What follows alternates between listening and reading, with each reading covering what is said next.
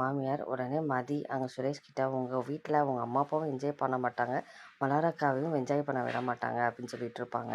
உடனே சுரேஷ் பிளானை போட்டு அவங்க அம்மா அப்பா 2 பேர்த்தையும் ஒரு தனி ரூமில் ஏசி ரூமில் போங்கன்னு சொல்லி அனுப்பிடுவார். இதை பார்த்துட்டு மதி ரொம்ப சந்தோஷப்படுவாங்க. இன்னொரு பக்கம் கதிர் அவங்க மாமனாருக்கு ஆப்ரேஷனுக்கு எல்லாத்தையும் ரெடி பண்ணி ஆப்ரேஷனுக்கு உள்ளே அமுச்சுடுவார். நான் இருக்கேன், நீங்கள் தைரியமாக போயிட்டு வாங்க அப்படின்னு சொல்லிட்டு.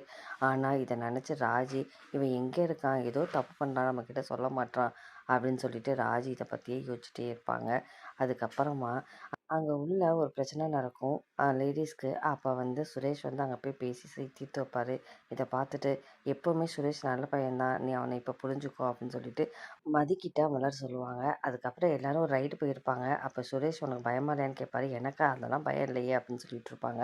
ஆனால் ரைடு மேலே ஸ்டார்ட் பண்ண உடனேயே சுரேஷோட கையை பிடிச்சிப்பாங்க. உடனே இதை பார்த்துட்டு சுரேஷ் ரொம்பவே சிரிச்சிட்டு இருப்பார். இதோட ப்ரோமோ முடிச்சிருப்பாங்க.